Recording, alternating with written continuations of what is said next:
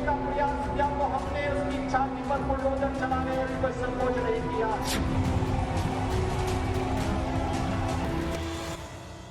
वंदे मातरम। आप सभी का नेटवर्क 10 में स्वागत है। मैं हूं संजय गिरी।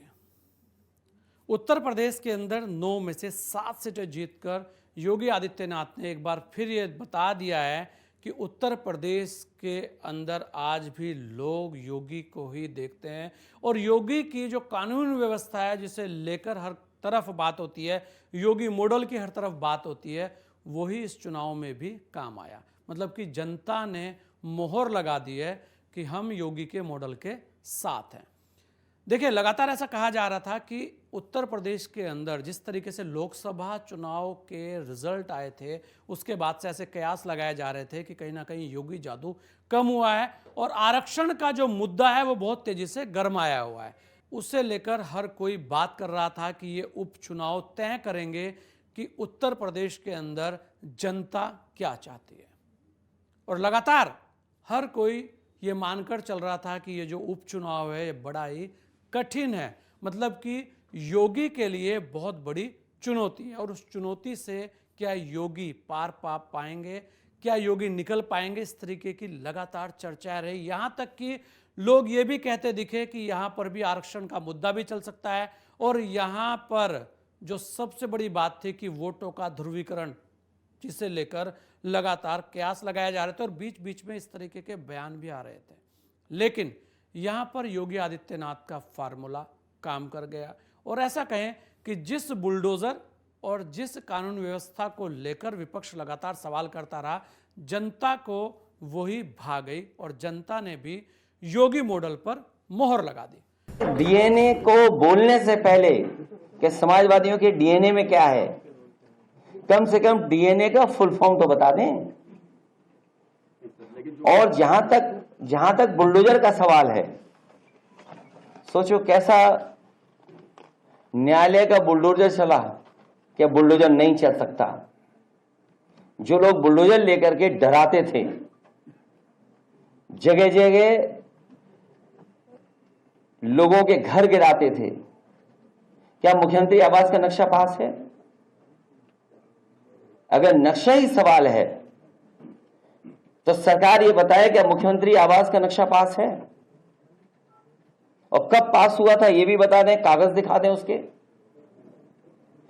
इसका मतलब यह हुआ कि आपने जानबूझ करके जिनसे आपको बदला लेना था, नीचा दिखाना था और अपनी सरकार की ताकत पर, अहंकार पर आपने जानबूझ करके बुलडोजर चलाए, जिसका परिणाम यह है कि हाई कोर्ट से लेकर के सुप्रीम कोर्ट ये कह सकता है कि बुलडोजर संवैधानिक नहीं है, अनकॉन्स्टिट्यूशनल चीज है, अनकॉन्स्टिट्यूशनल है। और कल ही सुप्रीम कोर्ट ने कहा है कि बुलडोजर नहीं चल सकता है। तो क्या अभी तक जो बुलडोजर चल रहा था उसके लिए सरकार माफी मांगेगी कि नहीं मांगेगी? और जहां तक दिल और दिमाग, हमारे पत्रकार साथी आपको सबको पता है, ये कोई पहली बार बात नहीं मैं कह रहा हूं और फिर कहता हूं, बुलडोजर में दिमाग नहीं होता है, स्टीयरिंग होता है उसमें। स्टीयरिंग से चलता है बुलडोजर। उत्तर प्रदेश की जनता कब किसका स्टीयरिंग बदल दे या दिल्ली वाले कब किसका स्टीयरिंग बदल दें?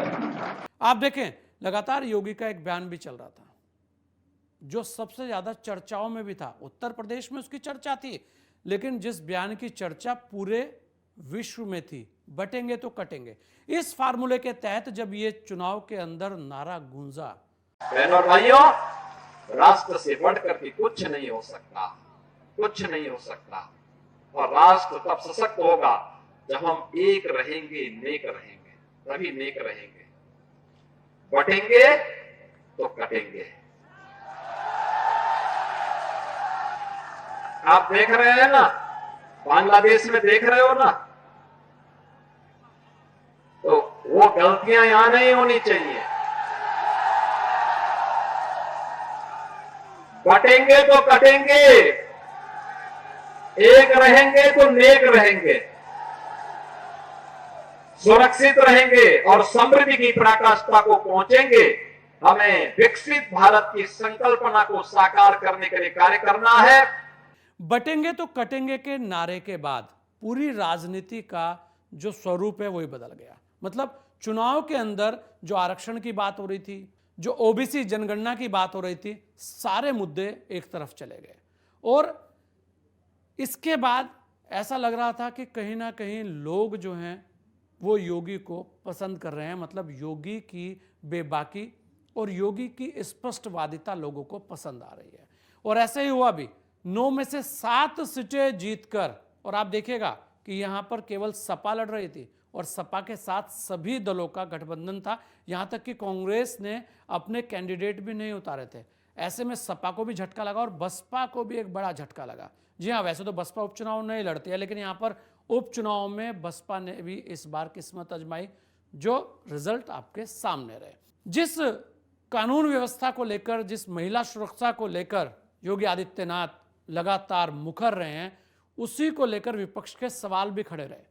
यहाँ तक कि विपक्ष ने बार बार इस बार बहुत सारे आरोप भी लगाए। इस बार के आरोप कुछ ऐसे भी थे कि शायद लोगों को वो पसंद नहीं आए, क्योंकि बात पीठ तक हुई, बात भगवे तक हुई, बात कुंभ तक भी गई। ये भी कहा गया कि भगवे में राजनीति क्यों।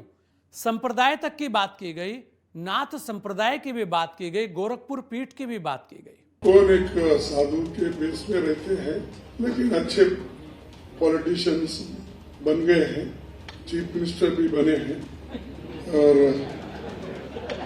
उनका गेरुआ कपड़े पहनते हैं।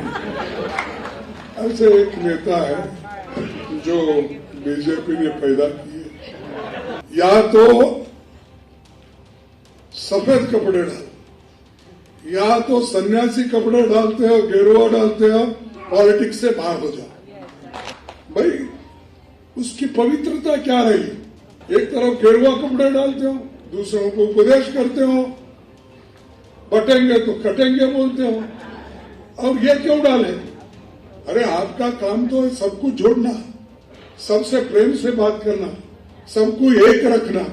वो सब छोड़ के आराम में बड़े बड़े गाड़ियां लेके घूम रहे और गरीबों की बात करते हैं। पास कुछ बचा तो है नहीं, बचा तो है नहीं। ये देखिए, कोई बाबाओं का भेष बदल करके अगर इस तरीके से बात करते हैं तो ये लोकतंत्र के खिलाफ है। झूठे आरोप लगा करके मुख्यमंत्री मर्यादा भाषा में, और ऐसा तो कभी किसी ने बोला नहीं जो उत्तर प्रदेश में बोला जा रहा है। लेकिन जनता है कि सब कुछ जानती है और जनता ने 7 सीटों पर जीत दिलाकर ये जता दिया कि योगी मॉडल उन्हें पसंद है। विपक्ष के लिए एक बार फिर बड़ी चुनौती, क्योंकि विपक्ष को लग रहा था कि इस बार अगर इन उपचुनाव में योगी मॉडल को वो घेर लेते हैं और इस चुनाव में समाजवादी पार्टी अगर जीत जाती है तो कहीं ना कहीं 2027 का जो रण होगा उसमें समाजवादी पार्टी और जो बाकी दल हैं वो मिलकर बड़ी चुनौती पेश कर सकते हैं। लेकिन 2027 के चुनाव से पहले ही ये जो आगाज हुआ है, ये देखने वाली बात ये रहेगी कि 2027 में ये क्या रंग दिखाएगा। लेकिन इतना जरूर है कि जनता ने जरूर जता दिया कि आज भी उन्हें योगी पसंद है। आपको क्या लगता है कि इन 7 सीटों पर क्या हुआ है? आप अपनी राय अवश्य में भेजिएगा, क्योंकि आपकी राय भी बड़ी जरूरत है, आपकी राय भी बड़ी जरूरी है। आपकी राय से बहुत सारे जो सवाल है उनका समाधान होता है। लेकिन आप अपनी राय अवश्य में दीजिएगा। इस विशेष पेशकश में इतना ही, दीजिए मुझे इजाजत। जय हिंद। किसी अपराधी और माफिया ने किसी गरीब की संपत्ति पर, किसी व्यापारी की संपत्ति पर कब्जा करके जबरन करने का प्रयास किया तो हमने उसकी छाती पर बुलडोजर चलाने में कोई संकोच नहीं किया।